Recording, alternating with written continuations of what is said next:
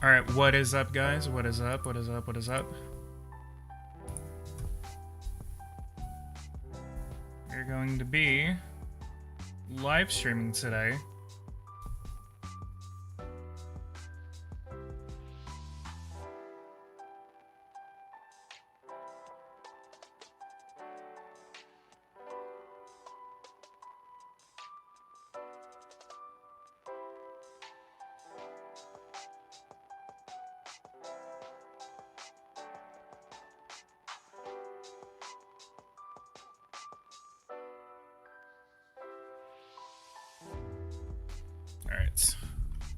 Alright, let's go ahead and get this started. So, I'm going to be playing as Nigeria, so I'm probably not going to be playing as Nigeria this entire time.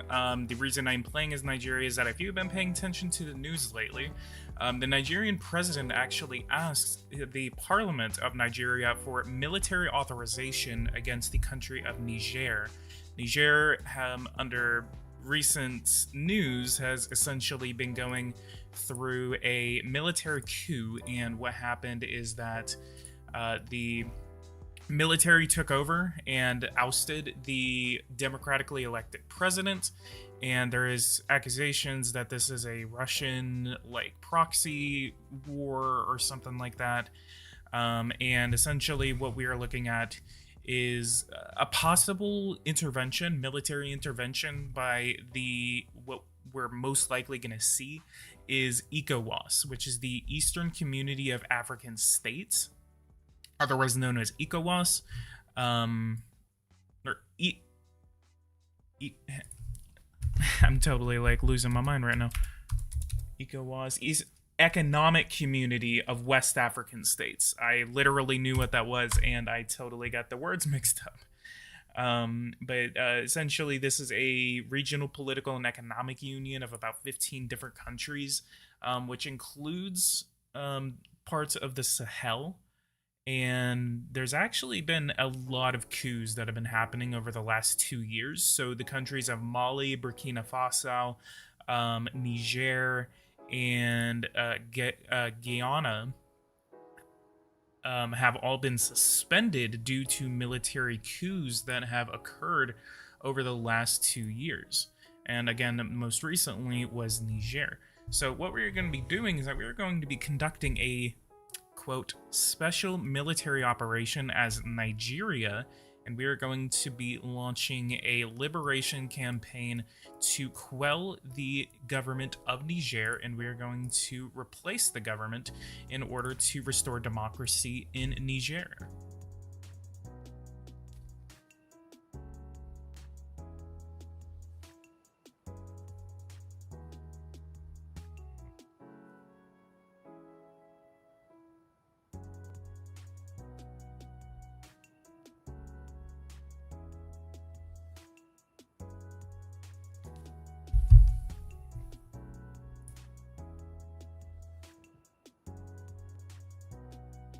Takeaway pizza and PG stream, let's go.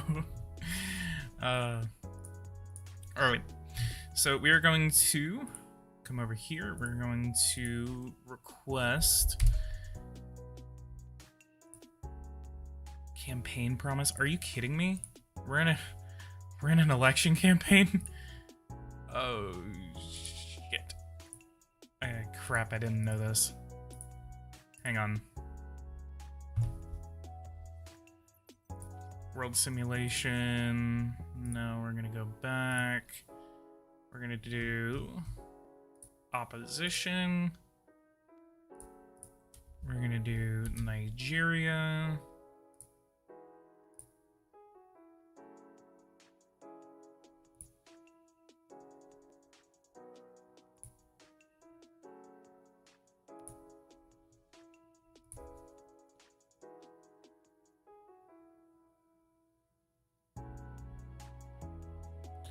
We're going to talk about the update. Essentially, what we did is that what the update is about. Let's actually pull it up, and then I'll go ahead and conduct this little military operation. Essentially, what we have is the correction of NAN in-country budget. So essentially, they finally supposedly fixed the NAN value bug. The modification of algorithm for the changing of ECB, unblocking a fighter aircraft carrier assignments. We have possibility of adjusting staffing levels in the nationalized fuel sector in the event of the zero production. Removal of demining move decisions if units moves under the executive control of the player head of state.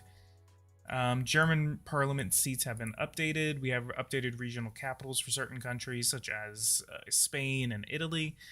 We have removal of severance pay for when recruiting commandos, acquisition of foreign armies when acquiring territories,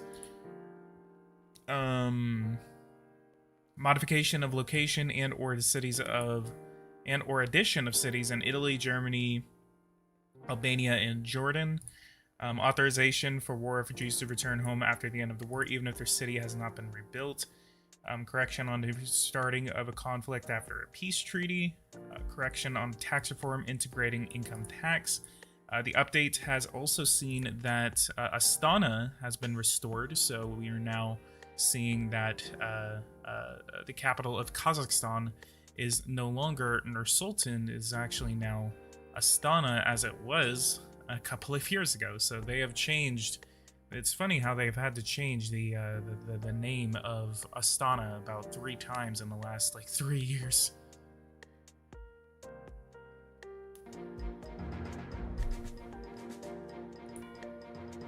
Okay. We have the correction on the allocation of trenches after the end of the war. We have the correction on allocation of Russian naval bases in Crimea after the end of the war. We have the modification of location and population for some Russian cities. We have rice consumption correction for certain countries such as Bangladesh and North Korea. We have addition of certain civilian airports around the world, correction of unemployment rate at the end of the war and after demobilization. We have the Italian military equipment industries are updated. Correct the calculation of changes in foreign communities such as a function of immigration. Majority privatization of the lottery and betting sector in France. We have the corrections to some Italian translations. We have corrections to some percentage of parties in Italian elections. Numerous Turkish data has been updated, such as minimum social benefits, etc. More activists added whenever the player changes political party.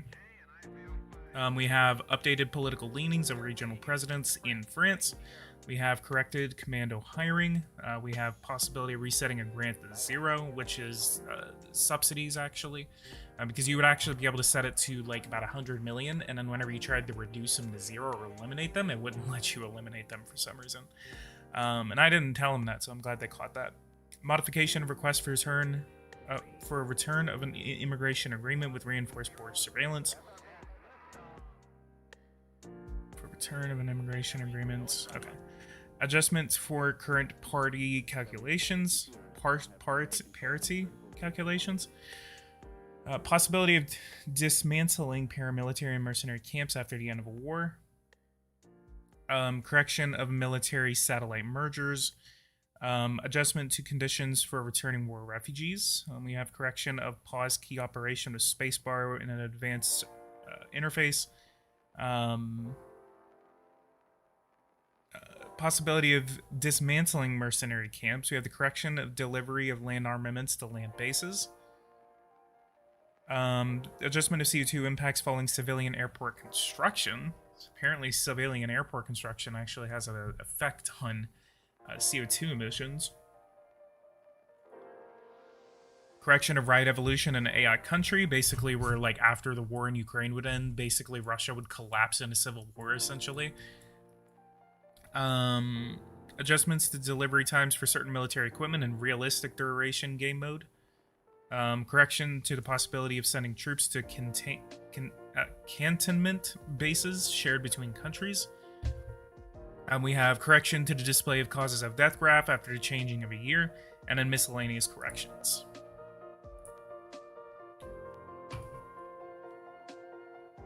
How can you create international military bases? You do not create them.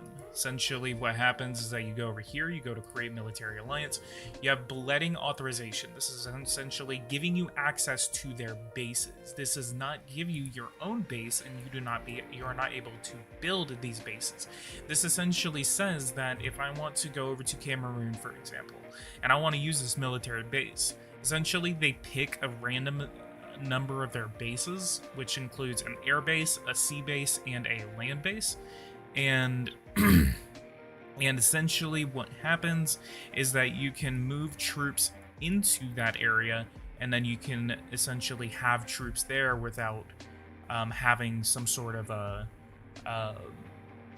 you can have troops in that country without needing to spend billions of dollars to try to build a base there. So what I'm going to do now is we're going to check. Okay, so we're not having to deal with an election campaign, so I'm going to do a little bit of preparation here. And we have to form a government.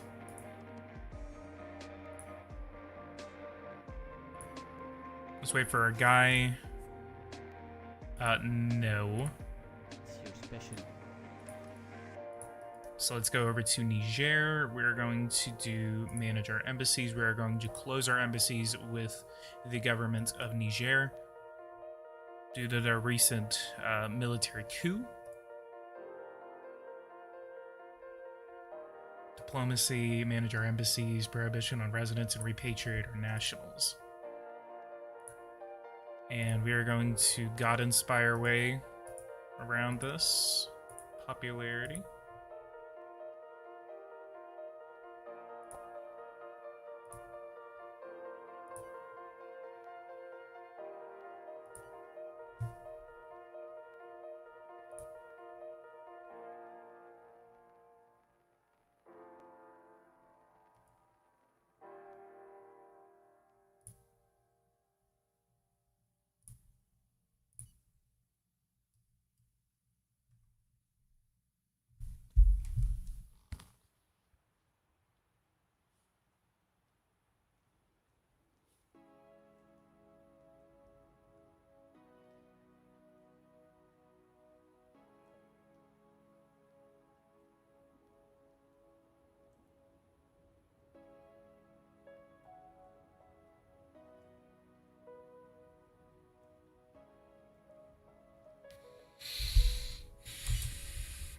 While you're finally playing Nigeria, yeah, I'm making a small commitment to try,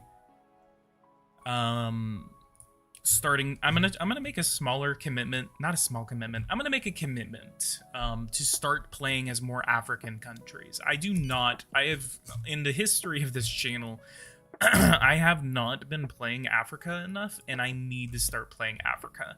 Africa is ripe for development, and I'm good enough at this game that I can essentially kind of like modernize and industrialize these countries.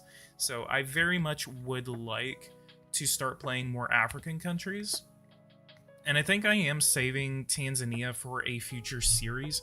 I really need to start working on the energy tutorial. I am very much trying to get the energy tutorial up and running. We're going to go ahead and terminate the conflict against the Jihadist Caliphate.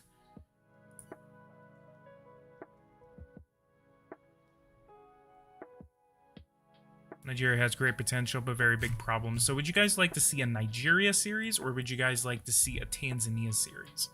Now, in Nigeria series, we could actually, we automatically start off in a conflict. We do have a conflict that we need to settle. So that would require some military action.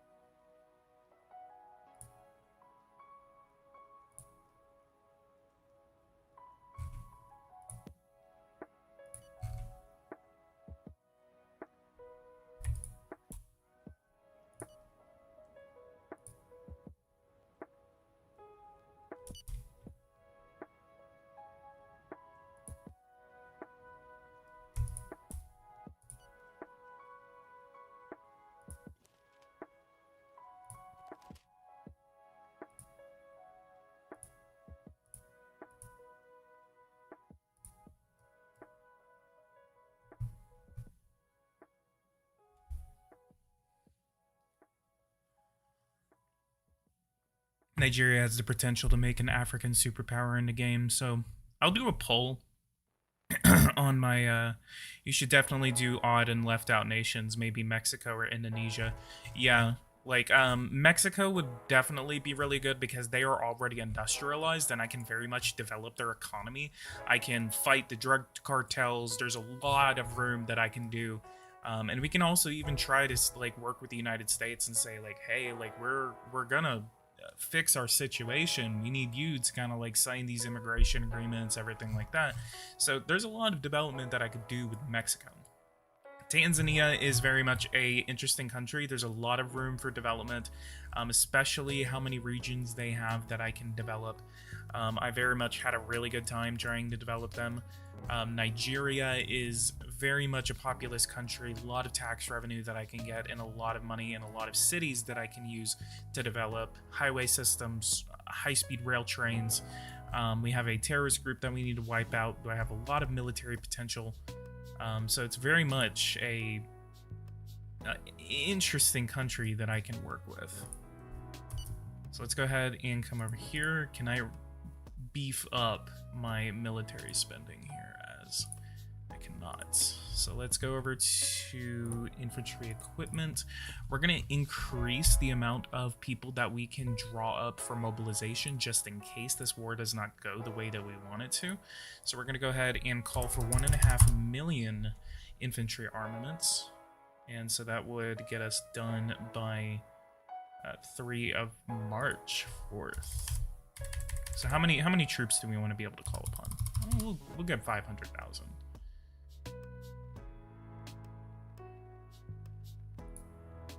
Actually, I'll just do it like this. Nigeria, we'll do 500,000. 1 million. We have 40,000 mortar rounds that we can use. We do not have that many missiles, so we need to use them sparingly, and we're going to be using the crap out of our... Let's ask for 1,500.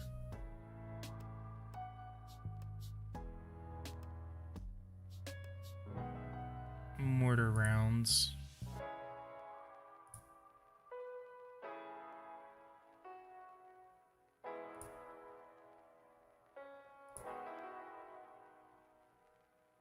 Debt reimbursement is such. 25% of my budget is going to debt reimbursement.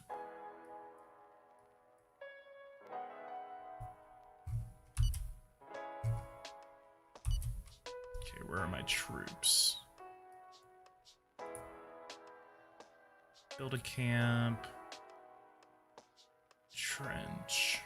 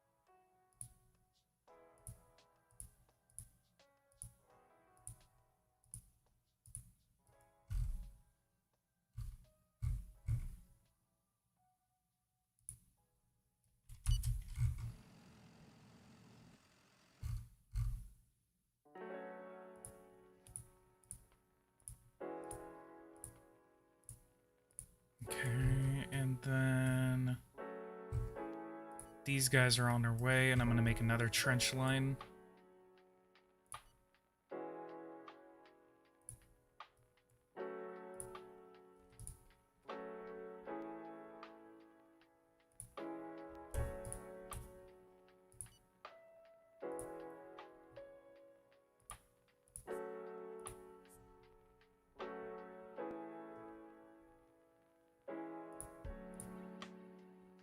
And then I'm gonna grab all of my commandos and I'm gonna put them in Sokoto.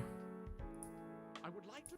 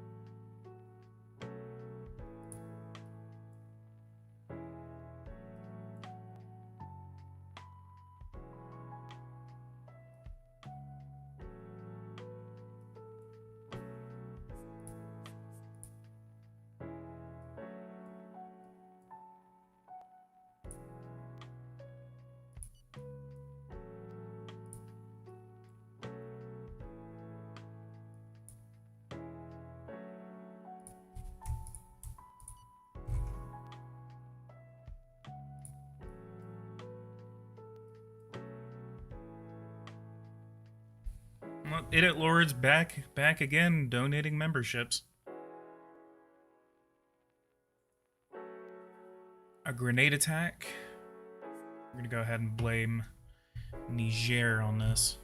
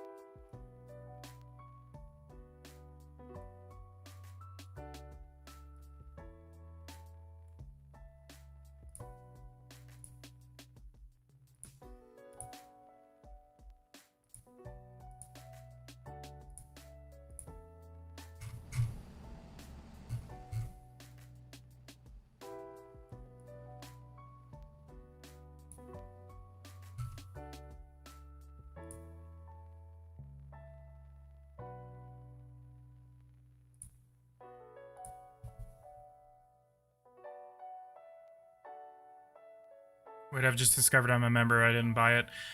Idiot Lord has been giving out a lot of memberships, so if you're seeing that you're a member, it's basically because someone else bought that membership for you. So it's not like you like suddenly I got a hold of your credit card information and I need to check my bank account. No, you're good. You're good. You're good. You're good. It was someone else. It was someone else. It was not you. Do not worry about it if you are suddenly a member. PG accident. PG suddenly got a hold of everyone's bank account information and made them all members. Alright. Now let's orchestrate a war between me and Niger.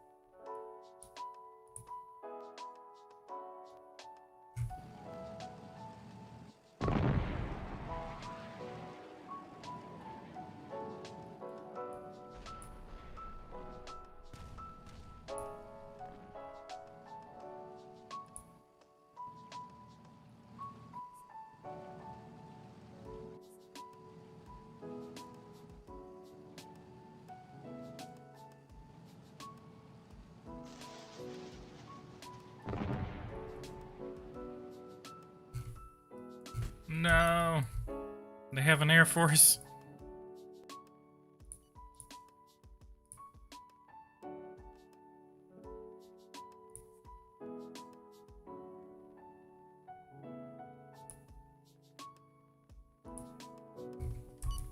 Why does Niger have like these military bases like in the weirdest places? That's actually going to be our first order of business right here. We're going to go secure this military base.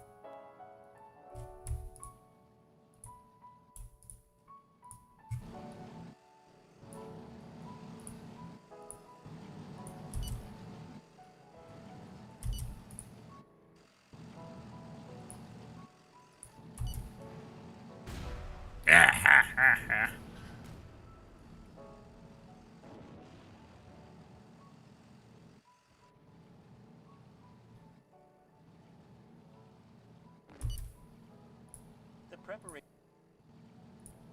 What was that? Warmongering. How am I warmongering?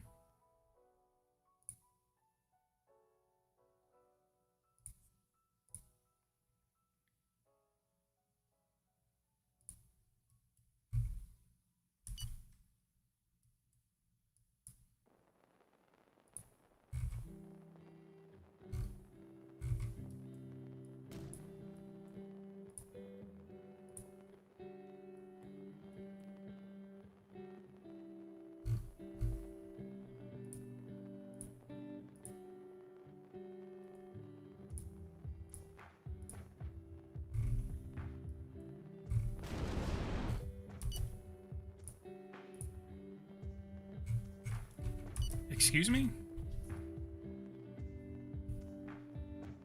What? What is this?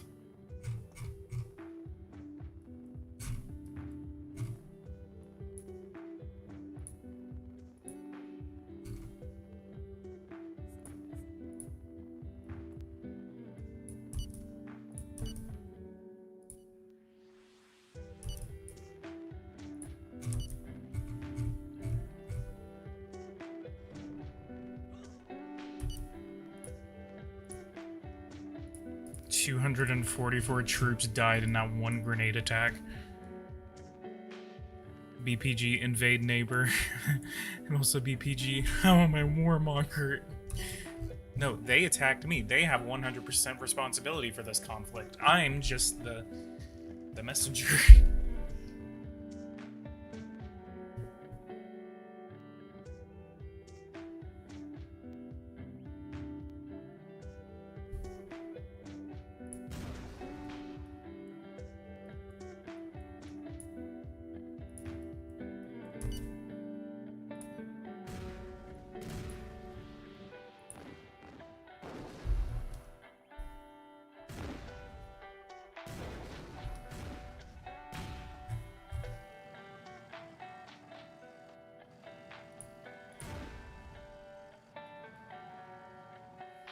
Up, the ICC excluded me.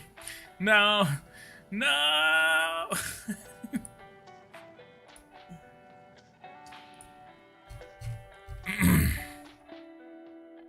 How am I? Why? What? I'm not I'm not responsible for this conflict.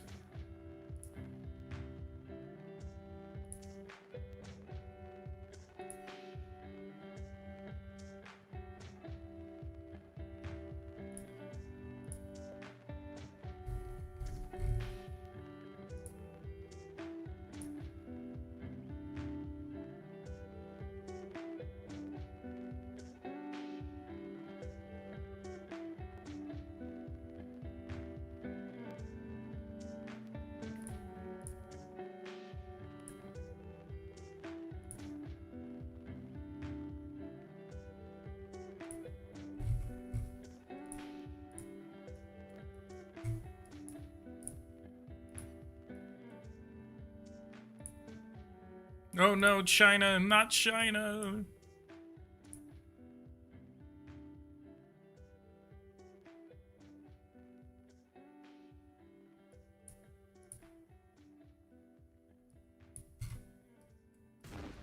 Nope.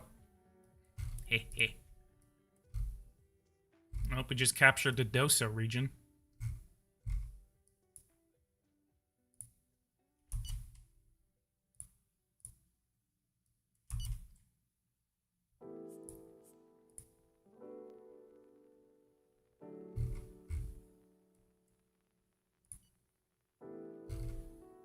Come on, hurry up, hurry up, hurry up. We need more commandos. Why did they do it one at a time? There's usually like a whole wave of them sometimes.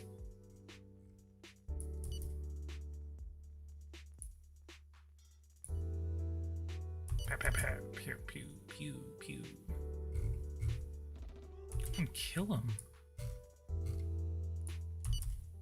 This is the Nigerians coming for their... This is the Nigerians coming for their, what do you call it? The Nigerian prince. I have a question. I'm wanting to buy the 2023 edition, but I'm not sure about needing to buy every year a new version to keep up with the game updated. I also have a limited budget. Everyone has a limited budget. It's just up to you. I'm sorry, just don't listen to people whenever they say, like, I think the bugs are overplayed whenever it comes to the reaction to this game. I'm not saying the bugs don't exist, but I very much think that it's just a meme at this point. To just be like, oh yeah, shitty game because bugs. Like, the game is fine. They've been really updating the game over the past couple of weeks. I very much think that they are doing a good job in terms of community reception, of trying to get this game to where it needs to be. It's a good addition. If you want a lot of replayability, a lot of replay value, the immigration system is amazing. I mean, the war features are actually pretty good. Now that we can actually make some sort of defensive strategy. I want to know what the hell this thing is now.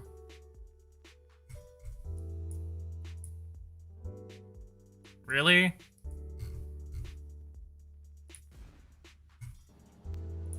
Reinforcements are about to arrive.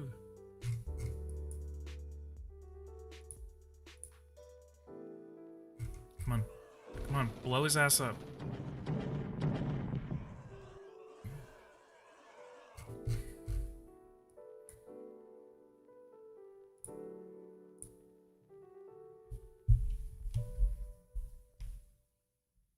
So, I'm not saying that that bugs don't exist. I'm not saying that the game is pitch perfect. It's good. Like, it's a good addition. And no, I'm not saying that because it's my channel's content. I'm not saying that just because, like, I'm supposedly getting paid by Eversim. It's that failure and frustration. Yeah, you failed, bro.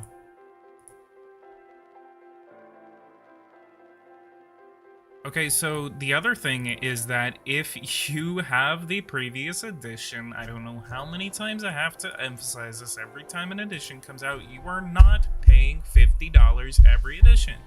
You are not paying the equivalent of $50 every edition. Why did all of them die? You are not paying the equivalent of $50 for every edition. You are paying a discounted price for the game. So if you have a previous edition of Power and Revolution, then you get a discount at checkout. If you are paying $50 for every single edition, you are scamming yourself, because you are not paying attention to people whenever they say that you get a discount.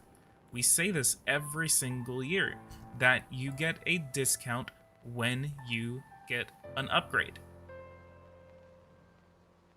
Is it applicable on Steam too if you have a Steam edition? So you need to make sure that you are verifying that you have the correct edition and that you are able 7 days. Remain extraordinary alerts. Victory will be ours. 700 soldiers have died in the war against Niger. Yeah, PNR doesn't advertise or discount well. And so that's why I'm trying to make sure that people know this. And I go through this every single time there is a brand new every single time there is a brand new edition. Come on, can we get troops in the city? Can we get our troops in the city? What are we doing? What are we doing here?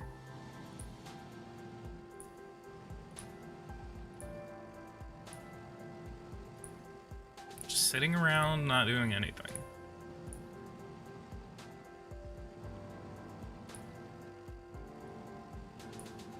No, the United States has sanctioned us. And we are really hurting from these sanctions.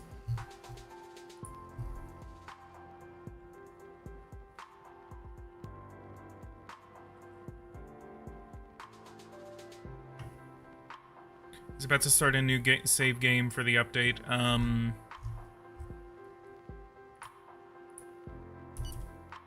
Yeah. I don't think your save games will transfer from 2022 to 2023. The enemy army is defeated.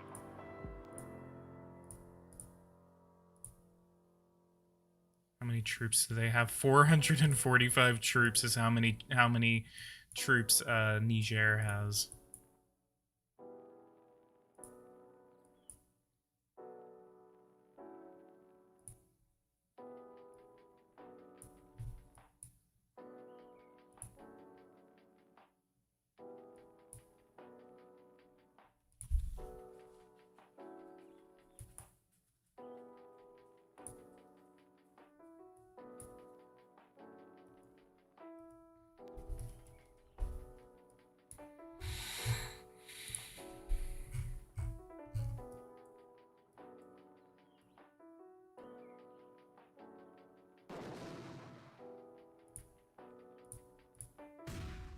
Oh, so tanks use shells too now. Okay.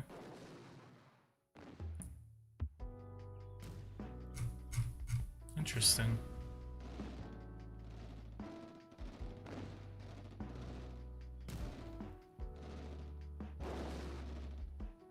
Is it best to start from a new save game from 6.92 to 6.93 in order to take advantage of all of the fixes and updates? Yes, you need to start a new game.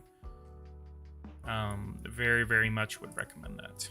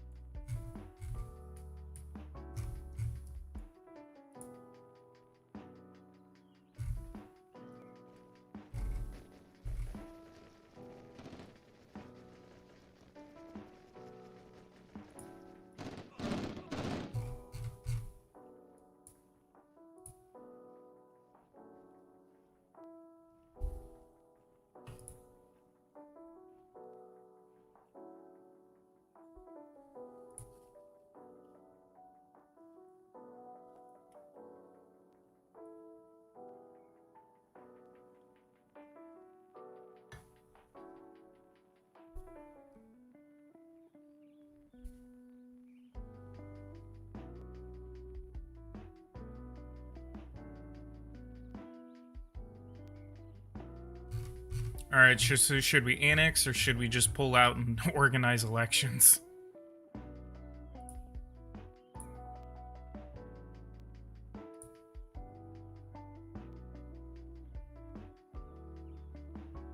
What is instant gaming? I am not familiar with instant gaming. If it's a pirating website, I'm not gonna do it.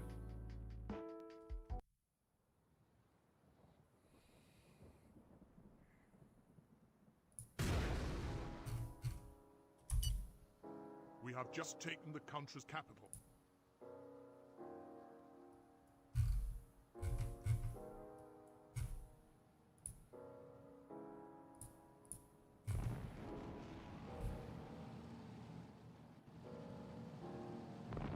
free real estate.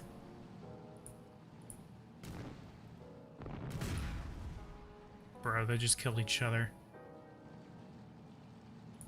Conflicts. Nigeria, how many have died? 3,121 on the Nigerian side, and 2,355 on the Nigerian side. Name of my government, and as chief of all Nigerian armed forces, I informed you of your country's surrender. Our soldiers will hand over the weapons from now and submit themselves to your army's authority. So it looks like that the entirety of the country of Niger has surrendered. Colonized. So we can do colonized, we can do victorious country nominates a commanding officer to lead the vanquished country, and the two countries are then thenceforth linked to each other by military agreements. The vanquished country conserves its economic independence and its control of its armies, but now acts as an ally of the victorious country. Or we can do colonized country under the control of myself. Well advised in a situation, pullback and elections. Country that won withdraws from its troops from the country that lost and organizes free elections so that the losing country retains complete independence. Ill-advised in this situation.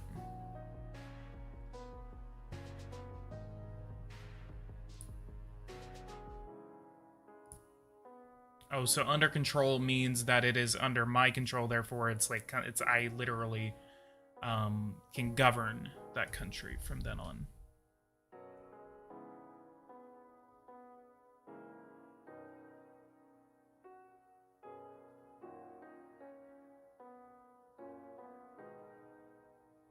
It's a web to buy games cheaper than Steam. I don't know their methods, but I can confirm it's 100% legit. Well, yeah, it can be legit, but then at the same time, they're doing it by weird and probably not so good ways, and as a content creator, I have to avoid stuff like that, so I will not do that. Colonize integrated. We're going to do pullback in elections. Might be a bit hard to play two countries, won't it? Colonized. Integrated.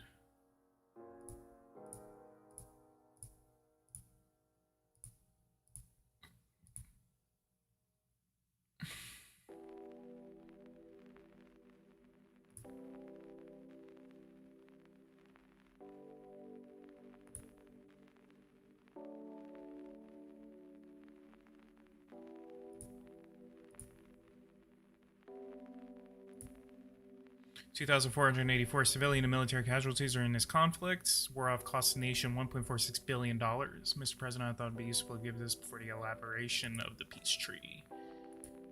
The enemy is surrendered. Liberation of Doso. Our boys did a good job. Why are there troops in Nigeria? Why?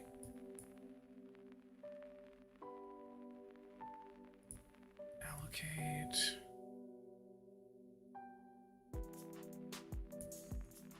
Bro, get out. What are y'all doing? Why are there troops so far deep in Algeria?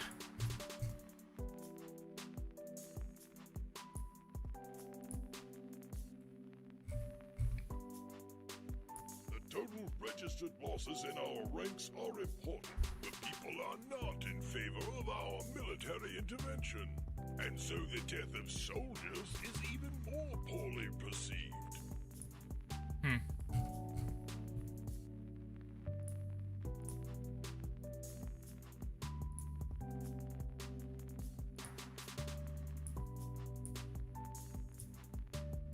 So they're no longer a military regime now. You basically buy Steam key. I know how it works, but it's still essentially a illegitimate way of doing it. So if there is any problems, then you can run into the issue of, like, if your game is not able to do it, then if you're not buying it from a authorized Eversim reseller, then you are not able to get assistance. So then you're kind of screwing yourself out of any reactivations if something were to go wrong, or you have to reinstall the game multiple times. So that's essentially kind of leaving yourself into some sort of like situation where you're not going to be able to get assistance. So but as a content creator, I cannot promote stuff like that. I like how the military bases are now bugged to where they don't have this.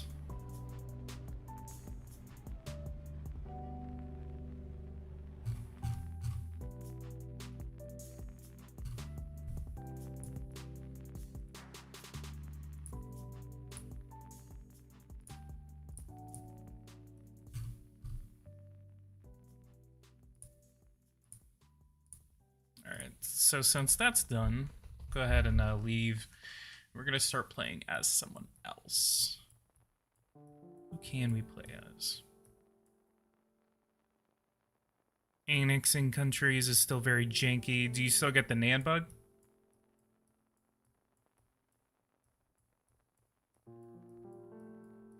We could do Argentina. Go after the Las Malvinas.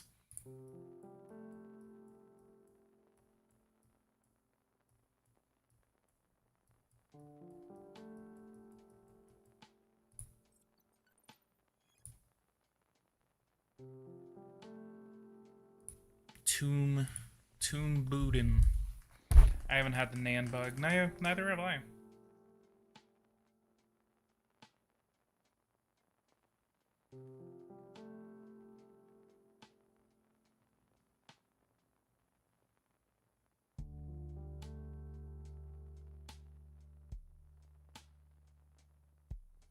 Maybe do Japan. Yeah, I could possibly do Japan.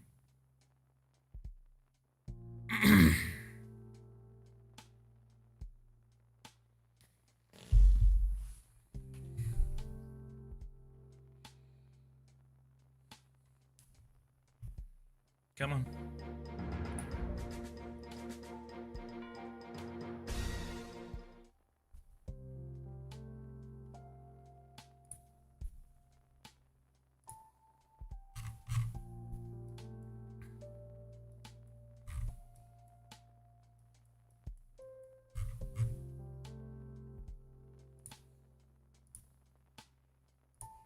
I'll probably just go ahead and get my own USA going. Spain, we just had an election last month. Oh my.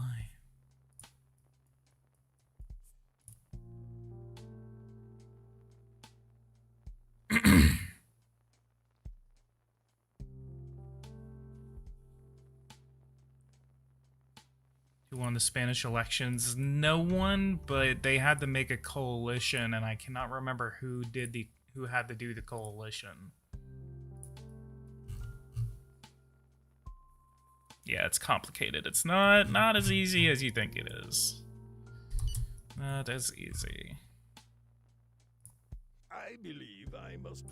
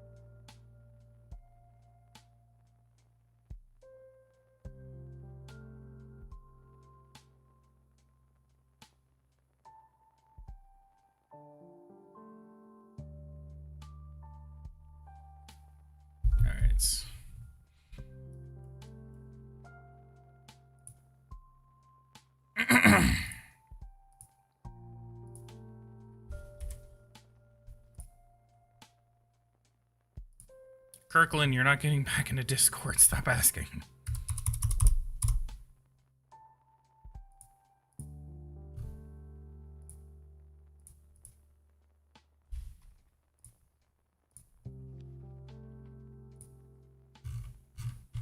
I don't know why mortar rounds are so, like, expensive and take so long to build. You see that? Should be able... Yo, I can spend $3.7 trillion and it'll be done in 8 days. I'm gonna order 5 billion units of mortar rounds.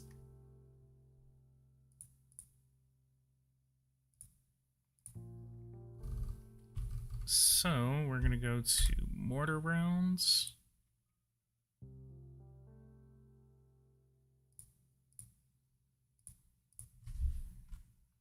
We're gonna go $5 billion.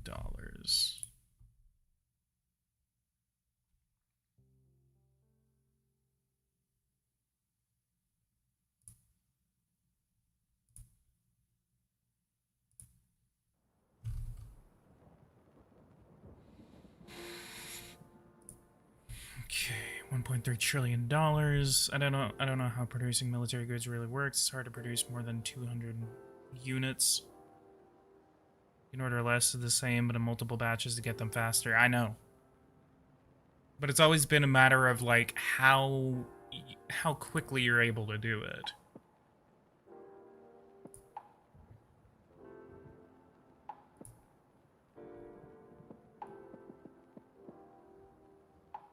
Grade 1, grade 5.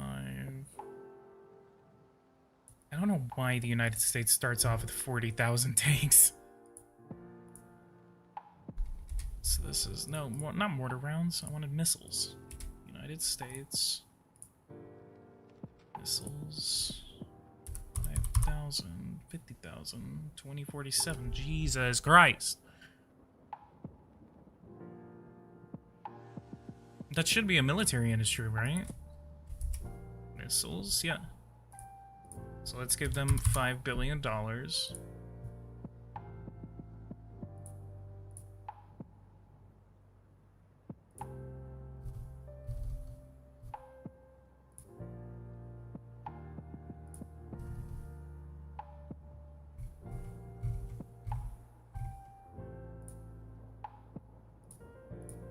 You know what? We're gonna go ahead and do it, and we're gonna go for some suicide drones.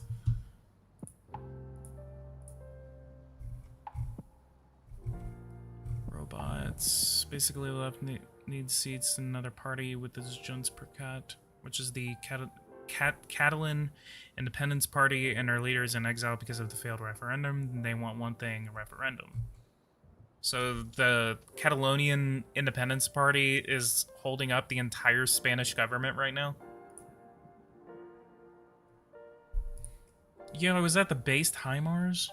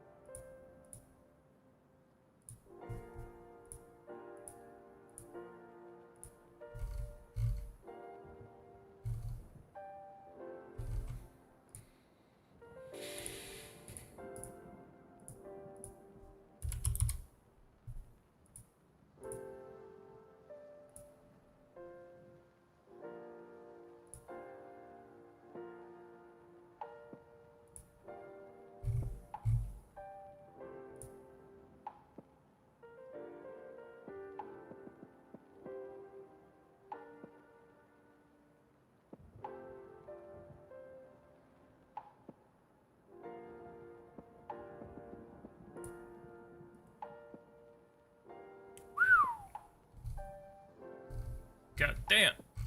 Look at that. What about a value-added tax in the United States? I want to do that so I could go for like a company turnover tax and a value-added tax, and then I'll just have like ass minimum like what do you call it? Income tax.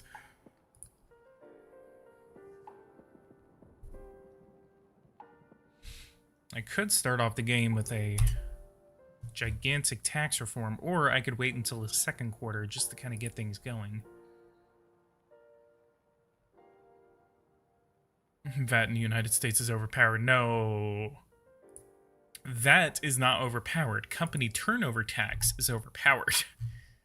I am old enough to remember, I've been doing this long enough to remember when the industrial pollution tax did not do anything to your growth, but made your, would create like $5 trillion in budgets. So it was like hilarious how overpowered industrial pollution was.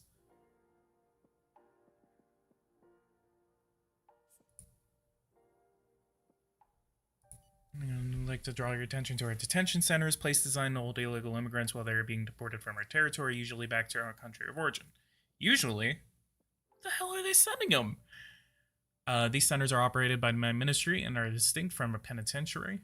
Moreover, the length of detention is limited to several months, and if the detainee is not deported at the end of this period, then they are released. In a majority of cases, these immigrants are very quickly either deported or released following administrative or judicial action, but no doubt that the number of available spaces in these spaces reduces the effectiveness of our services. Moreover, these centers allow us to detain potentially dangerous illegals and thus reduce crime. So, Mr. President, I recommend the construction of new centers which will improve our statistics in regard to deportation and security. Finally, I remind you that to limit the flow of illegal immigration, the building of a wall on our land borders remains a viable solution, even if it cannot stop 100% of the migrants. Its effectiveness will mainly depend on its length. So, essentially, what I also thought, what I found out whenever I asked Everson this is essentially it is illusionary to eliminate illegal immigration in the United States in this game. It is impossible according to the game, according to Everson, and just according to the mechanics of the game, which is very realistic. I'll give him that. And if you're just like, that's so unrealistic, come on. You really think that there's going to be a way that we can stop all illegal immigration? Come on. A wall's not going to do it. Just a matter of how we deal with it. But walls won't stop it. Even if we, fix Mexico up, mostly, it wouldn't do it.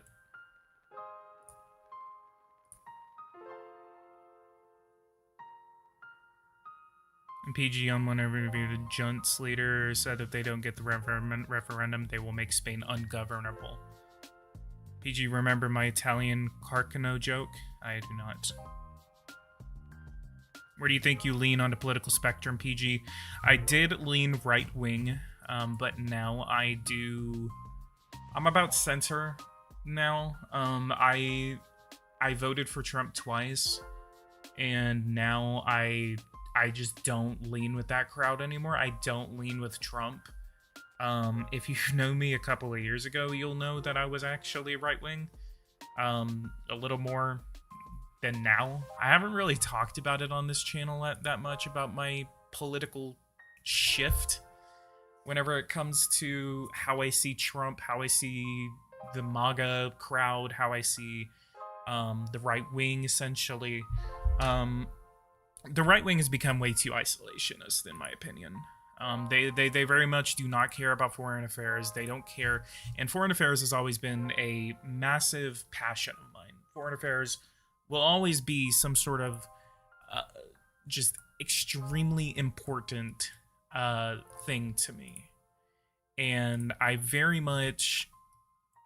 What about the Ramaswamy guy? I don't like him. He said something about Ukraine too that just really irked me, and I'm just like, if you're anywhere close to being like, oh, the war in Ukraine is a territorial dispute, or if you're basically saying, oh, I can end this war in 24 hours whenever you were in office for 4 years and you didn't end it, then there's no argument. You're just not going to get my vote. That's just not going to happen. I used to be a full Democrat. You know, if you knew me back in like 2014, I was extremely, and I mean extremely, I was like a communist at this It must be point. I don't actually think I was a communist, but I was very much like a social democrat, like very, very. I wanted to vote for Bernie Sanders in 2016. I very much was excited for Bernie Sanders, and whenever he got screwed out of the nomination in 2016, I just did not like that. So that ended up having me shift over to Trump, which is a very common pipeline back in the 2016 election. Whenever you had a lot of people that were disappointed about you had a lot of people that were disappointed with what do you call it? How the Democrats treated Bernie, and then there were a lot of them were more right wing. So it was very much something that happened, and then so I never really was crazy about Trump. You know, there's a lot of people that basically are just like, oh my God, he's playing 4D chess and stuff like that, and I was disappointed by his presidency. And I voted for him in 2020, and I just again was disappointed in the way that he was treating the election, and I really didn't like Biden at the time. So I basically just kind of threw the wrench on the floor and just said, okay, we're just gonna go with Trump again. And so I did that, and Trump, you know, threw a hissy fit about it, and we all know how that ended. And so whenever 2024 comes, if he's on the ballot, I'm not voting for him. Like, he's very much a disappointing, selfish guy, and I'm not going to go as far as saying, you know, he's racist or anything like that, but he does do a lot of things. He doesn't do things because, like, how other people do it. He doesn't do things because, and that's why a lot of people like him, is because he's not, you know, a politician or whatever.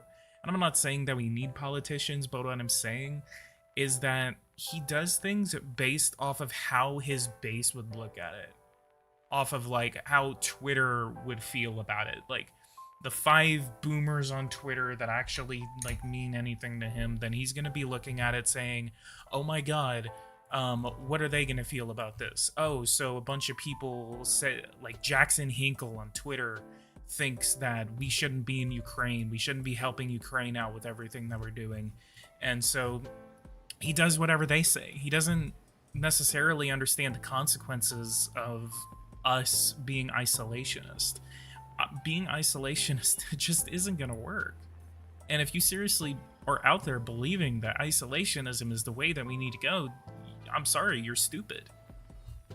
And I just don't know how people can think that being isolationist in the modern world is going to get you anywhere. It's not. Isolationism doesn't work. That's just not how we're gonna do it. And after February 24th of 2022, that was the moment whenever I said, okay, I'm not gonna be a part of this crowd anymore. My political trip was way more wild. Yeah, and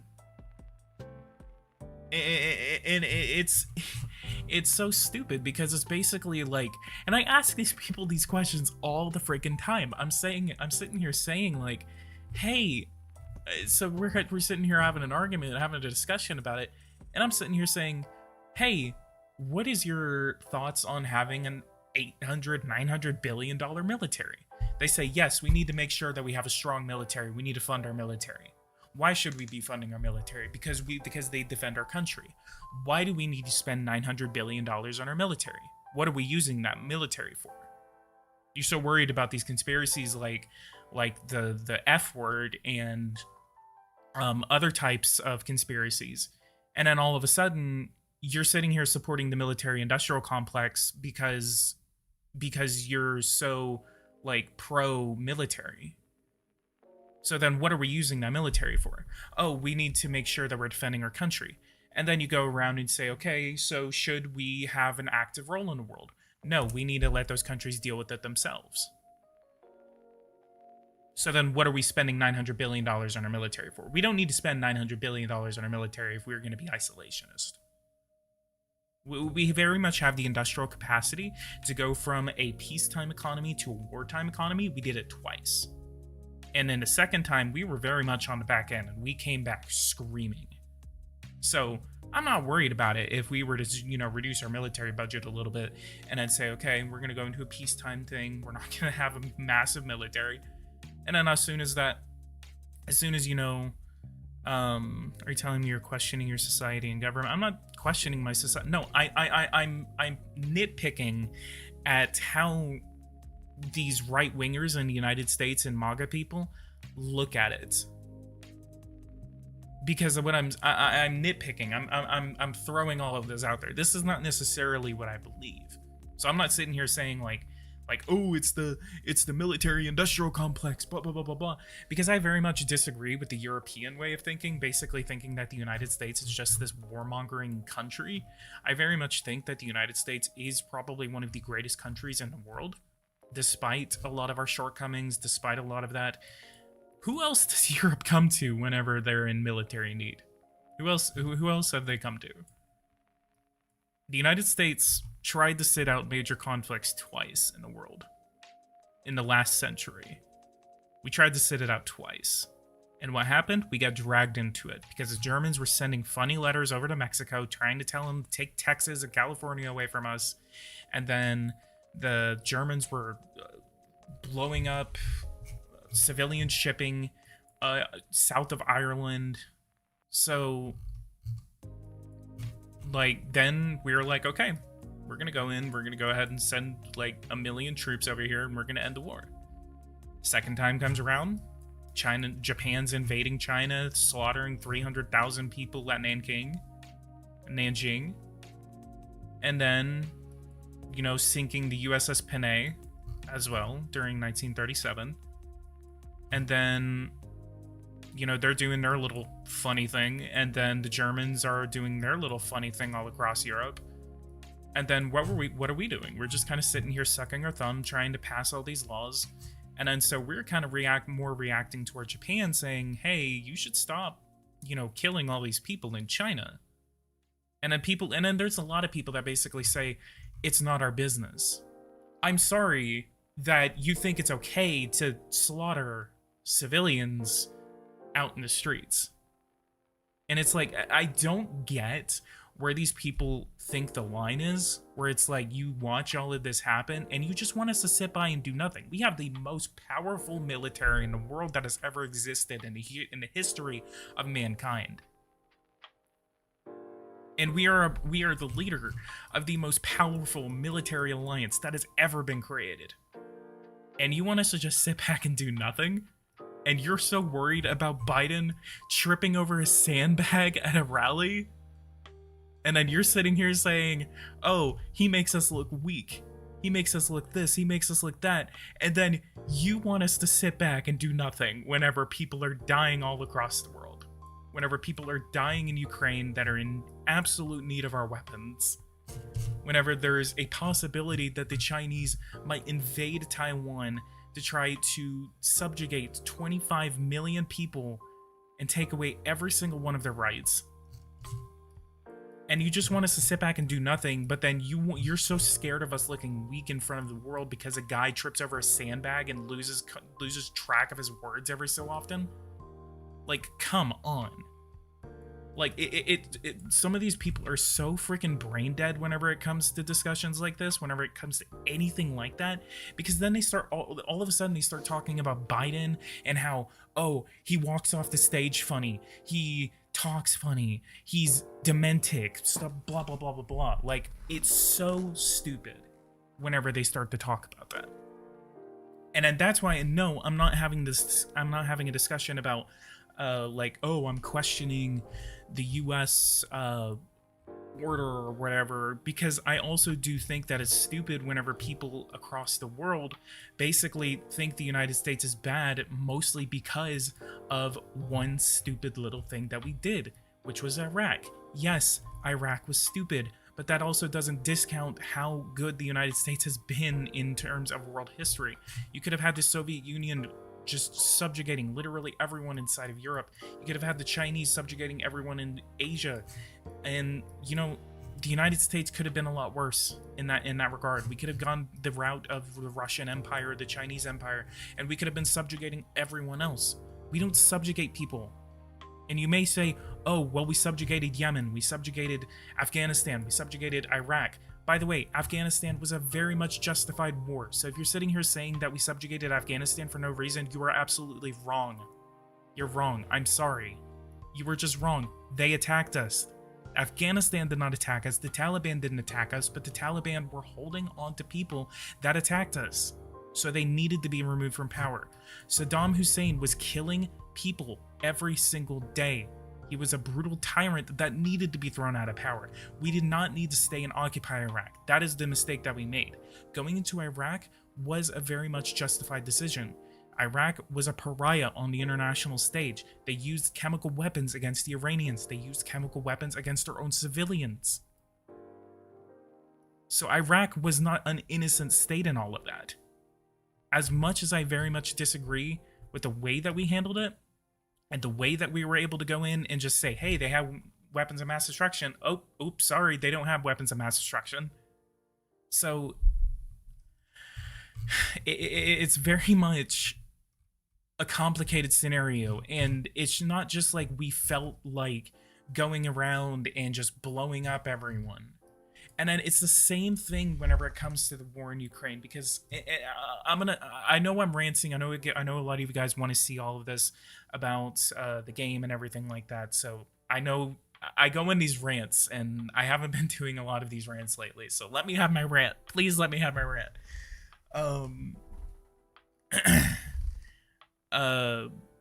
So essentially, like, what really gets me about the war in Ukraine is that people basically sit there and say, it's not our business. It's not this. It's not that. Oh, well, the Ukrainians, you know, did all of this funny stuff to the Donbass for 8 years and we didn't do anything and we supported them and they have neo-Nazis inside of their military and blah, blah, blah, blah, blah. Like, they go down these one specific instances of just propaganda that is being just thrown out there by the Russian government, and all of them are vatniks. That's what you have to call them. They're all vatniks. And then they turn around and they say, no, Russia's not doing anything wrong. We just need to stay aside and do our own business. We have problems here at home. We have problems like homelessness. We have the Veterans Affairs. We have all of this. We have all of that. We can very much take care of our own problems and be able to take care of problems across the world. It's not like we just have to just end everything, isolate ourselves, and just be like, oh, we have to deal with homelessness, therefore we need to pull out every single piece of equipment that we have all across the world, and we're just going to isolate. By the way, Belarus... Oh, never mind, it's Russia. So then it's funny because then they say, oh, well, Russia's not doing anything wrong. But then all of a sudden, the United States is the bad guy whenever we invaded Iraq. So it's bad for the United States to invade other countries for zero reason whatsoever. But then all of a sudden, it's okay for the Russians to do it? Like, where is the logic in that?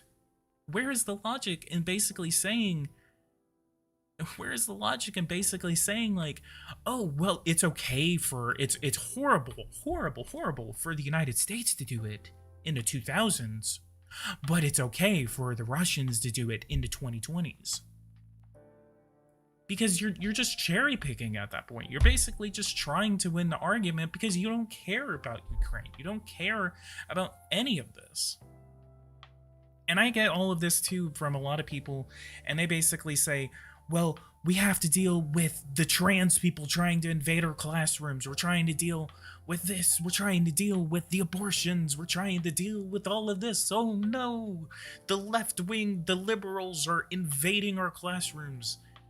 And they're just going after stuff that honestly is just going to lose you the next election. I'm sorry.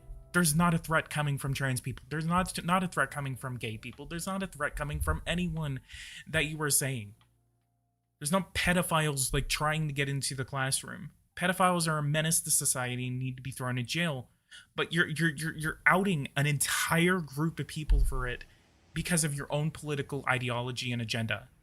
because you don't care about it. And so you're trying to make up an inexplicable reason as to why we don't need to be doing anything for Ukraine, because you're so worried and scared about people that have done nothing to you. And now you're trying to sit here and make all of these types of reasons saying, oh, well, the gays are trying to invade our classrooms. Oh, we don't have a southern border. Oh, the illegal immigrants are invading our country. We have an invasion at the border. Where are the guns? Where? I don't see tanks rolling across the border from Mexico. I don't see jets bombing Austin or Phoenix or San Diego or California. So it's hypocrisy at its finest. And they just want to make up every single reason why they need to... I know, calm down. I need to calm down. I very much need to calm down. Shut up. I get passionate about this, okay? Foreign policy is very much a passion of mine, so that's why I made a channel about it. But it's just stupid. It's stupid how hypocritical these people can get. And that's the reason why I left the right wing. That's the reason why I left the Donald Trump crowd, is because these people are so fucking hypocritical whenever it comes to this. It's so fucking hypocritical. You were getting yourself laughed at. Okay, that's your opinion.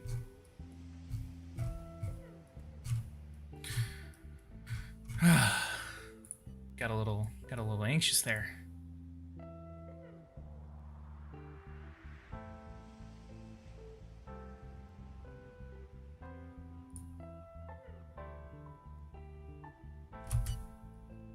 And I'm not saying that a lot of people don't have a valid opinion whenever it comes to this. So yes, we have so many issues whenever it comes to this. You were a Trumper, yes. Again, I voted for Trump twice. I'm not going to vote for him in 2024. I very much get the issues that they want to talk about, except the gays. That I will never get that issue. That is very much a personal issue to me, and I will never be able to compromise on that. So, by the way, Idiot Lord, thank you so much for the $5.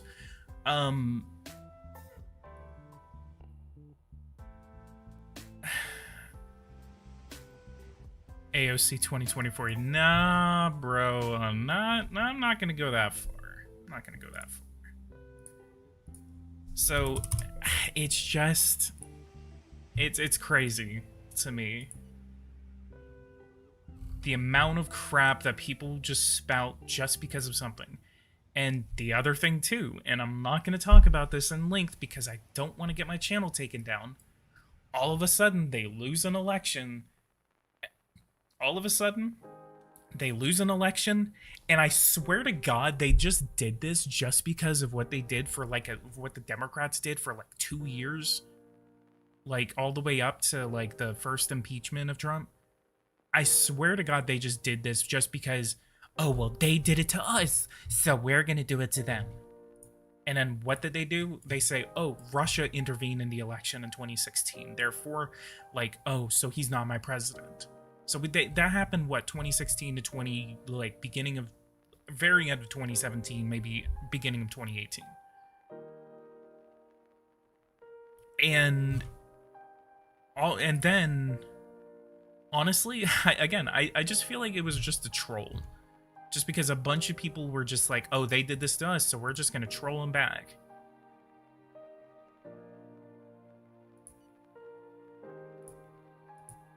So it goes both ways. A lot of fixes. Yeah, a lot of fixes happened.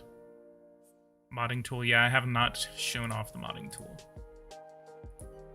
Apparently you can finally add yourself an... Oh, no, yeah, that's actually what you can do. So if I come over here, I can actually add myself to organizations in Power and Revolution now.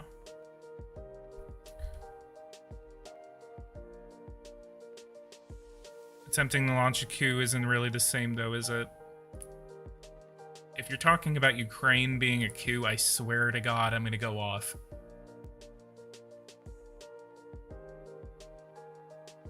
And that's the other thing. It's literally such a cop out. It is such a freaking cop out to blame the United States for every single bad thing that happens in the world. Like, oh, like the government got ousted in oh no. No, not Kiev. It is such a freaking cop out whenever it comes to like the Maidan revolution, for example. Like everyone's like, oh well, the United States and the West did the coup in 2014. No message, just take my money for changing your mind about Trump. Thank you so much, Jake. Oh, you're talking about the funny thing on January 6th.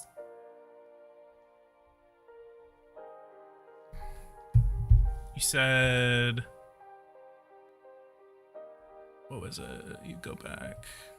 Attempting to launch a coup isn't really the same, though. I'm gonna take the... I don't think it was a coup. I don't think it was a coup attempt. I just think it was a very horribly run riot.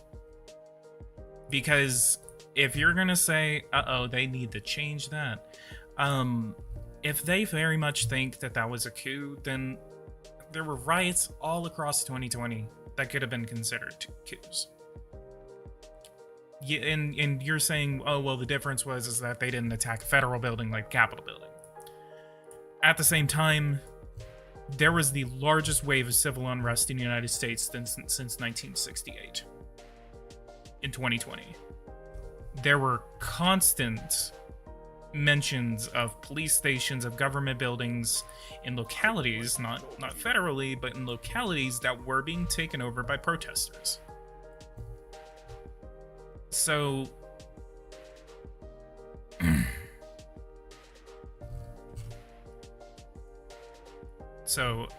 but at the same time, the significance behind what happened in 2021 should not be discounted. Trump is very much an idiot. He very much fanned the flames of it. I do not think he ordered it. I just think that he, again, just like I said earlier, he fanned the flames to the point to where people were going to do something stupid. Should he be arrested for it? I don't think so. But he very much was not innocent either. He should not be president again. Because he just doesn't know what he's doing. He's doing what people think is popular. What his crowd thinks is popular. It's not even what people... He's not a true populist whenever it comes to that. He wants to be a populist for his own people. The West created a lot of issues in the world, such as Libya, Syria, for instance. Okay, Libya. Don't shoot your own people. I'm sorry? Don't shoot your own protesters. Rule number 1. You're a military dictatorship, you shoot your own protesters, you're going to have a revolution. NATO did not start that revolution. NATO intervened in that revolution because the Libyan government was shooting people in the streets. Go to Syria. In the year 2000, this happened. There were protests by students. The government went in and shot people in the streets. In 2011, there were people protesting, including students. They shot them in the streets. They started to shoot back. That started the Syrian civil war. The West is not at fault for the actions of these governments. Now, should they have intervened the way they did by funding these groups and extending the civil war? That's a really hard answer that's a really hard question to answer. Because these governments are horrible and need to be ousted. But we should not be undergoing a policy of regime change in any of these countries. It should be by the people themselves. I know, I'm like thinking about the Bashar al-Assad theme song in my head.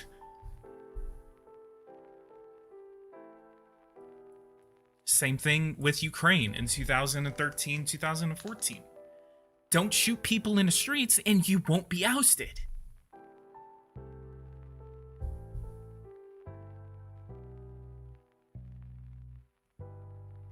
So, like, oh, wow, it's so hard, and that's what gets me about these people that blame the West for these revolutions. Because if you sit there and look at how these revolutions started, you'll see that the government made stupid ass decisions. Don't shoot your own. How much do I have to emphasize this? Don't shoot your own fucking people in the streets, and maybe you won't get ousted. Maybe you won't end up like Gaddafi. Maybe you won't end up like Syria. Maybe you won't end up like Ukraine. So, stop shooting your people in the streets, and then maybe there won't be a revolution. Easy enough, right? No, apparently not. And then that leaves room for people that hate the United States and the West to sit there and say, oh, well, they orchestrated a coup because a pro-Western government came in afterward. Maybe if the Eastern governments would stop being so totalitarian and so violent against their own people, maybe they wouldn't be turning toward the West. Maybe look at yourself in the mirror before you sit there and blame the West for it because of that. These countries turn toward the West, and you sit there and say, oh, well, NATO expanded to Russia's borders. They're surrounding them. They're surrounding them. Look at me literally talking about real life, like, geopolitics right now, using power and revolution as a tool. No, this is not surrounding. This is surrounding yourself on one flank. If it was surrounding, we'd literally be going after all of Central Asia and Asia right now. Well, technically we kind of are, because we are trying to get Australia and Japan and Taiwan into the alliance. So, like, okay, if you don't want these countries to join the West, maybe you shouldn't have subjugated them for 40 to 70 years. Maybe you shouldn't have genocided them in the Holodomor. Maybe you shouldn't have grabbed a bunch of Polish military officers, led them into a forest after you occupied them along with the Nazis, and shot and killed 40,000 Polish people in the Katyn forest. Maybe if that didn't happen, maybe Poland wouldn't have wanted to join NATO. Maybe if you weren't forcing yourself into the Baltic states after the German occupation of Poland, maybe, just maybe, your former Soviet states wouldn't have wanted to join it. And maybe if you would stop funding these wars in Georgia, maybe, just maybe, the Georgians wouldn't want to join NATO and be protected by the West. Yes, play the game. Okay, I'll play the game now.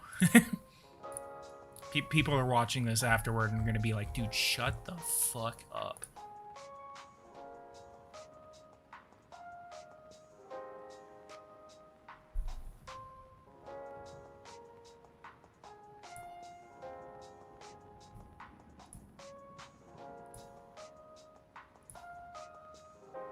PG, calm down. Just play the game, please. I'm calm.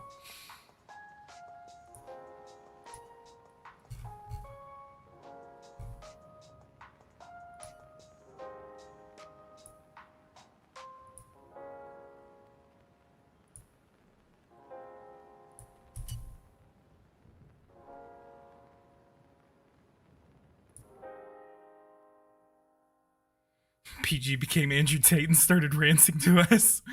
Did you read the indictment? No, I did not read the indictment, but I just haven't been paying attention to Trump. And since people want me to play the game, I'm just going to stop talking about these subjects for right now.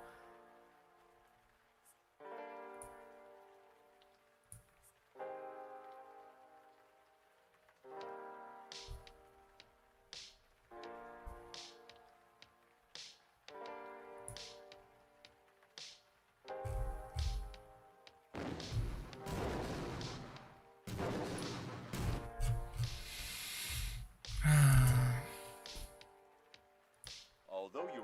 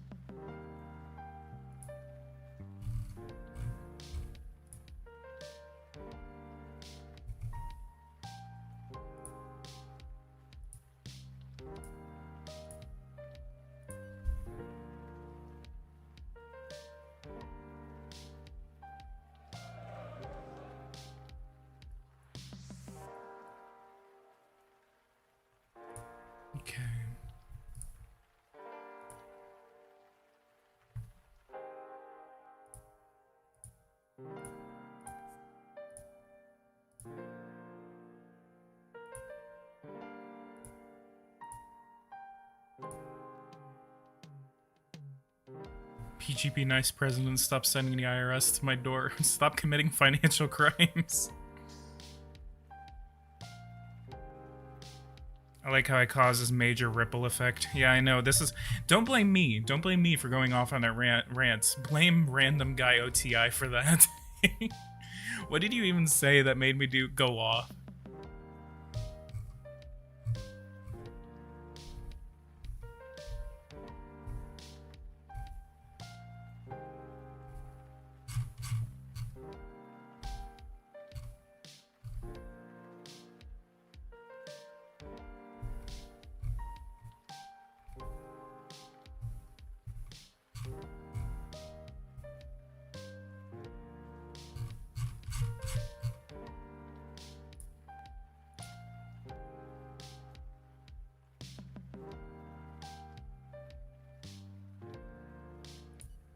PG, how's the current fiscal and economic situation in the United States? Or in my USA. Okay, you're asking. So, 5.97, about 6% deficit right now. Maybe we should all need to focus on good things like back in the day where there was no social media and we lived happily. I know, imagine a world with no politics gaming. We'd be in like the 2030s by now. No war.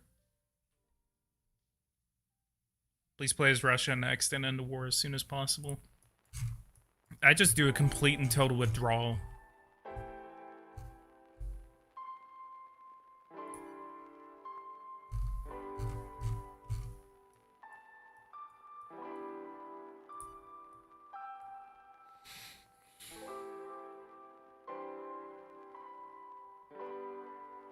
I have no idea what that is, Green Scorpion.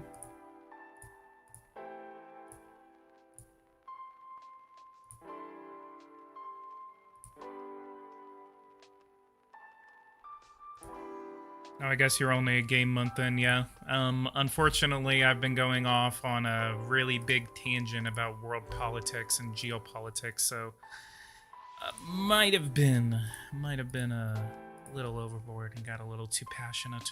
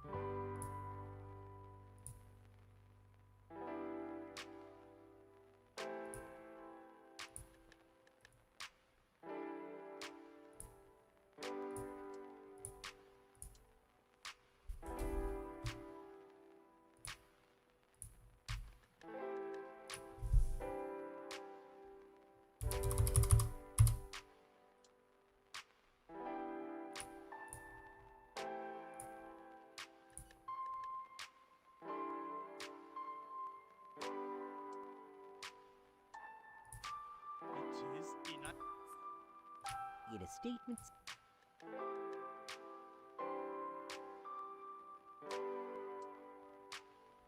If I make gaming videos, is it alright if I don't use my voice? Yeah, but you're probably not going to get that much traction.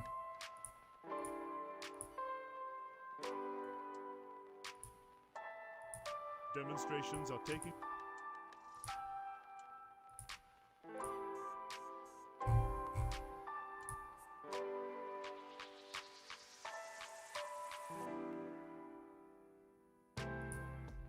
I actually need to send them a thing. So Schuster, they need to replace the speaker of the house. They need to replace her with, if it's going to be by party, then it needs to be, where is it? Parliament. So, Speaker of the House, This needs to be Hakeem Jeffries. This very much needs to be Hakeem Jeffries. It should not be Cindy Polesi anymore.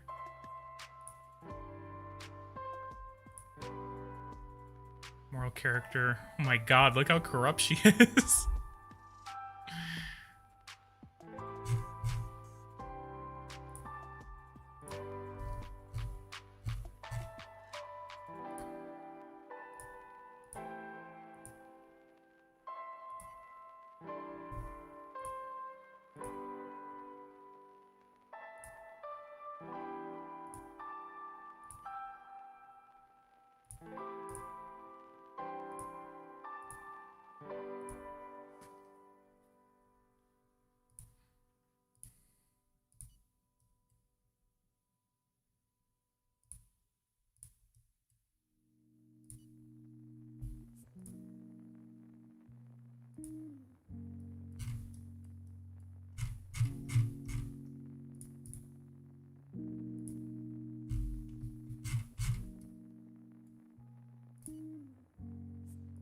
You were a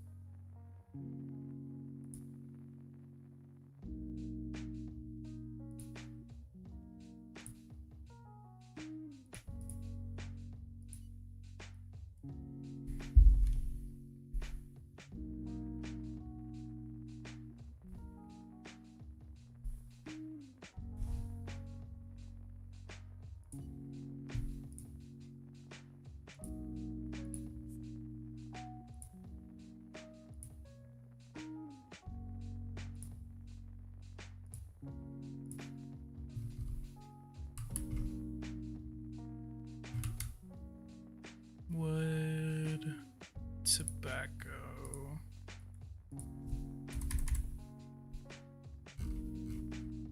Okay, so you can eliminate subsidies now. That's good.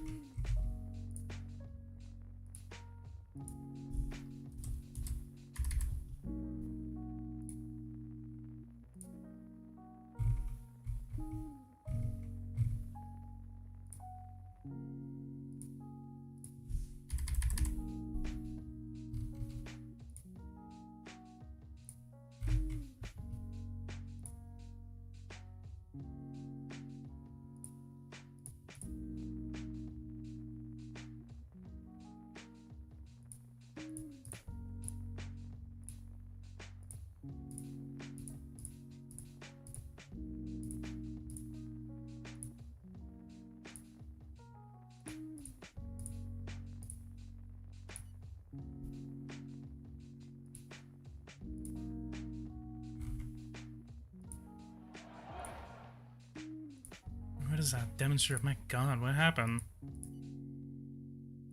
The procession is moving through the streets as we speak.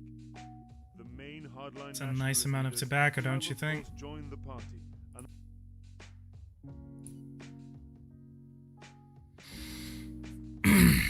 Productivity index is essentially in the game, the way it's perceived in the game is essentially how efficient your country is at producing a product.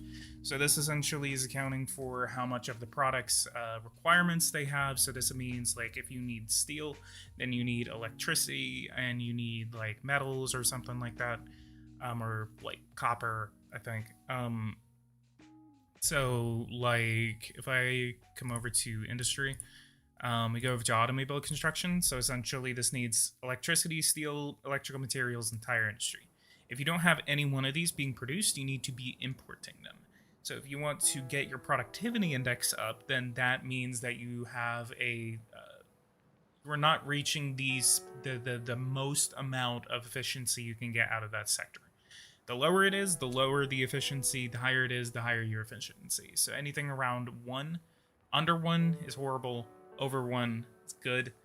And then what else actually has to do with this is your education levels. So your illiteracy, if your illiteracy is way too low, or if you're playing like a third world country, then you can actually have... You are not able to industrialize. Because I was actually unable to industrialize as Tanzania because my illiteracy was so high. So Not only do you need to worry about the imports that you have, but you can also have a major investment program into things like education and your quality of life. So that means your healthcare and your crime, in order to try to get your productivity index up. So productivity index is not only about the information on the activity sector and the sectors involved in the production process of this, it is also heavily to do with education and also kind of to do with your quality of life.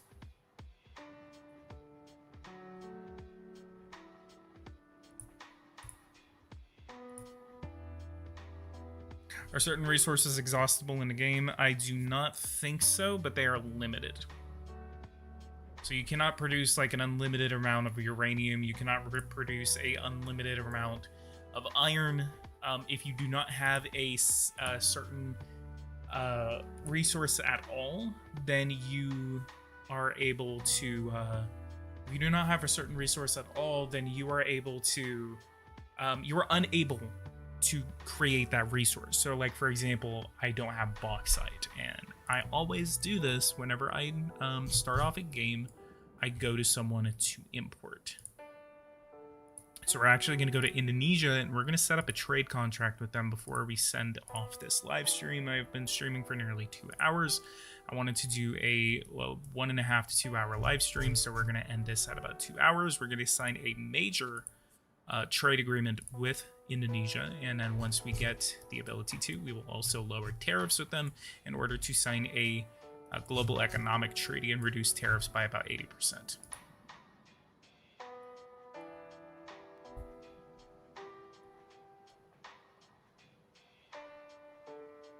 Which, when we sign these agreements, I'm going to actually lower the tariffs on Indonesia significantly on those same products. Which actually, first, we're going to go ahead and do that anyway. So we're going to do bauxite, custom duties. We're going to lower tariffs from Indonesia for bauxite by about 60%.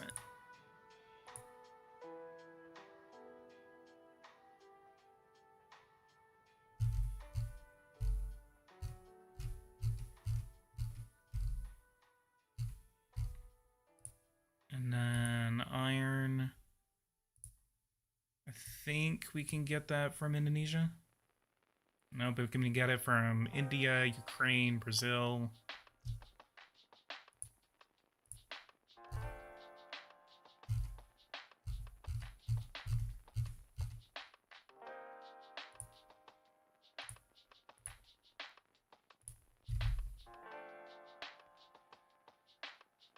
Do you have an overall strategy for this play planned? Essentially, the United States is basically to kind of get a lock on the economy. It's always about that. Once I really kind of get my deficit under control, we're kind of taking a little bit of a longer play whenever it comes to... Ow! We're taking a little bit of a longer play style whenever it's going to come to the economy, mainly because I don't want to sacrifice so much economic growth by increasing the company turnover tax immediately. So we're going to actually wait a couple of months before we really start to try to tackle it. So we're going to incur at least maybe about $1 trillion worth of debt solely because of that. But once we kind of get where we need to go, we're going to sign a bunch of economic agreements with other countries. How much longer do we need actually before we can sign these global economic treaties? We need to get up to 1.5% of organic farming, and then we're going to sign a free trade agreement with Australia, Indonesia, possibly even Papua New Guinea. We're going to sign one with the United Kingdom, Canada, and as well as probably Norway, I guess. Sure. Taiwan, that's when we need Taiwan. There. So military alliance, we're going to sign a strategic agreement with Indonesia. We're going to go ahead and sign a total alliance with Indonesia. And then we're going to ask for full basing rights in Indonesia.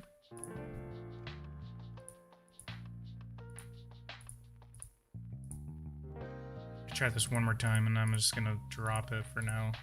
Okay, so create a sales contract.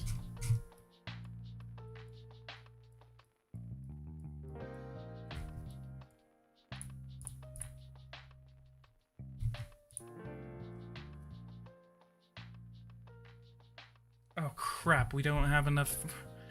Really? They don't have. I thought they had bauxite.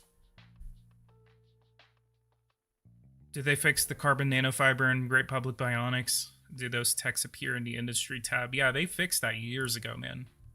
Like years ago, literally years ago. They fixed that in like 2020.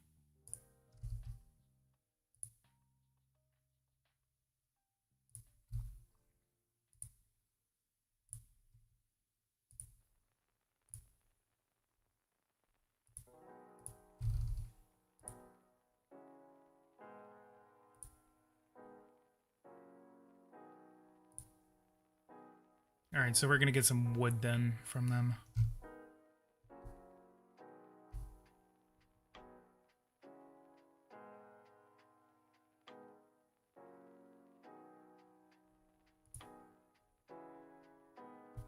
$126. We're gonna do 100, and we're gonna import one more thing from them.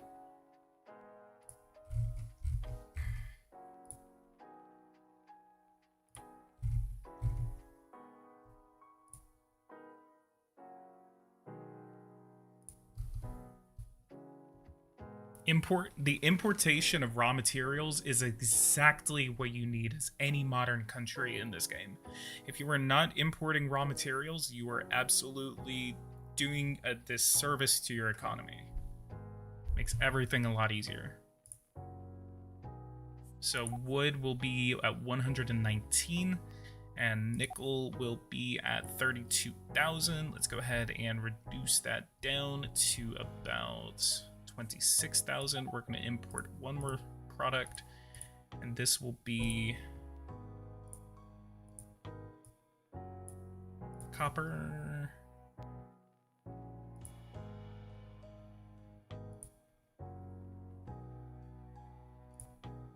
Jewelry, liquor, maize, potatoes, sugar, utility vehicles,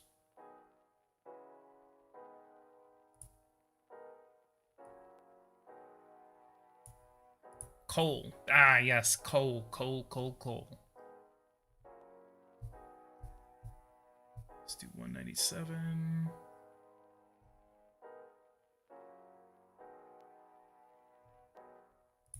197 be safe, and I'll max it out as much as they want to. We're gonna do 205.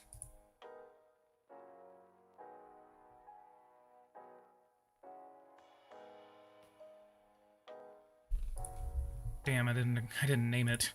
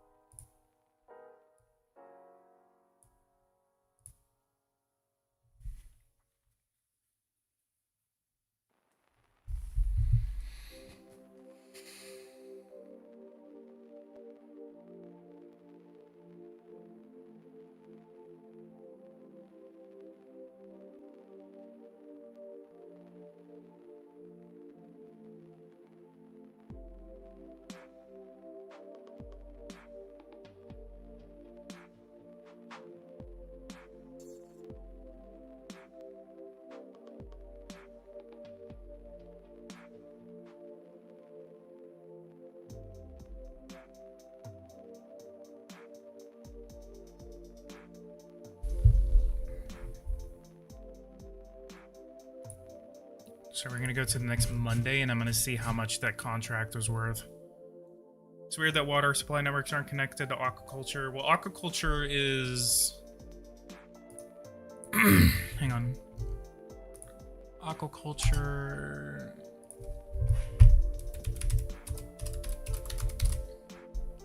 is the production of aquatic organisms under controlled conditions throughout the part or all of their life cycles. So aquaculture is essentially you're farming fish, crustaceans, mollusks, algae, etc. So it's more of an agricultural thing. You're not water supply networks is essentially water supply. It's essentially saying like this is how you're gonna be farming. This is like how you're getting water treatment plants, everything like that. All of that is kind of like put into one tiny little sector. Mostly, it has to do with agriculture.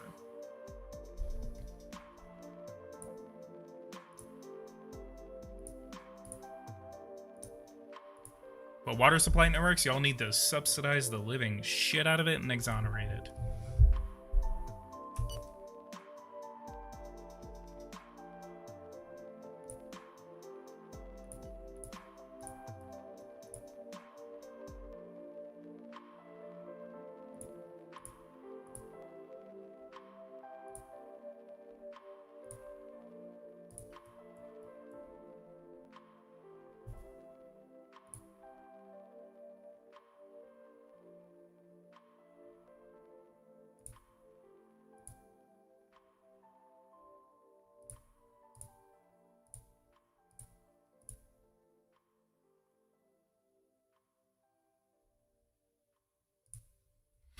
Oh, that's what we need to be doing. Hang on. That's how we actually get out of this rut.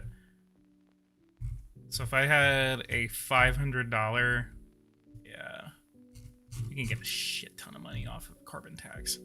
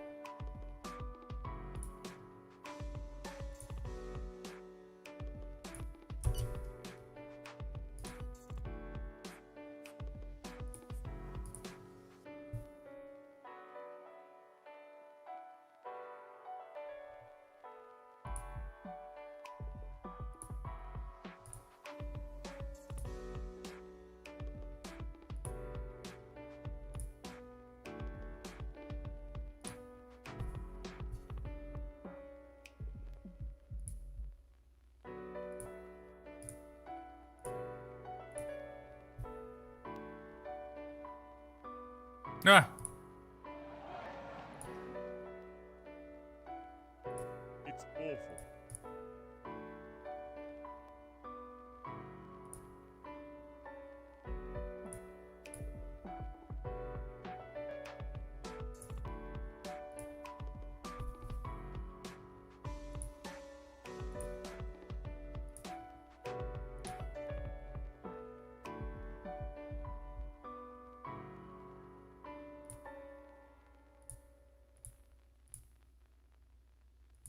what is my illiteracy rate actually?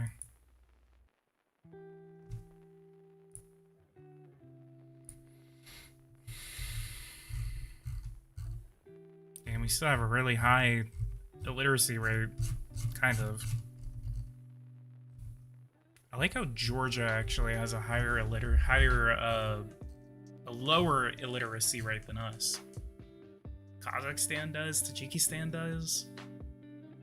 Very, very good illiteracy rates in Central Asia, surprisingly. Afghanistan is 62%. Alright, let's do a retcon, and I'm gonna play as the Taliban, and we're gonna provide education to literally everyone.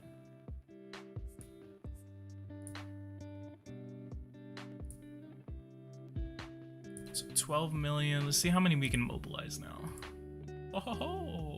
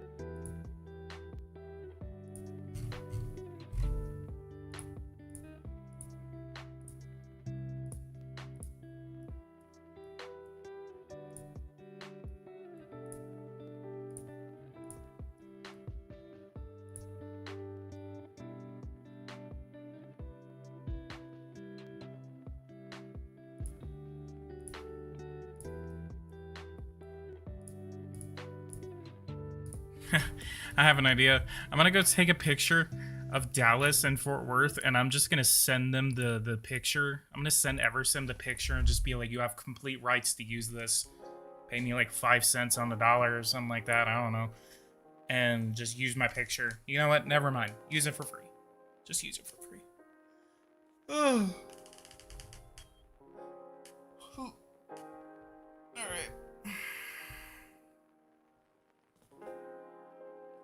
Alrighty, guys. I am going to go ahead and call it here. I'm gonna go ahead and save this. USA. Nigerian president wants to invade Niger. Yes.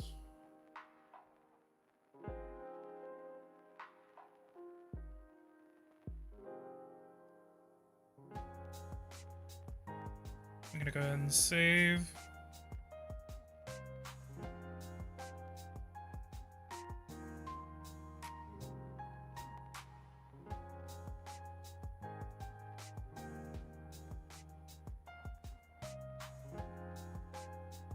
Hang on, I just got a interesting news thing. Oh. Alright. Guys, go ahead and leave a like, subscribe to the channel if you are new. If you guys want to see more content like this, hit that bell notification icon so you don't miss anything whenever I do make it on the channel. I do apologize for those who are watching who are just like, dude, shut up and play the game. Got on a little bit of a tangent earlier, so I'm very passionate about some things, so fight me about it. So guys, again, leave a like, subscribe to the channel if you are new, and I'll see you guys in the next video. Thank you guys so much for watching, and take care.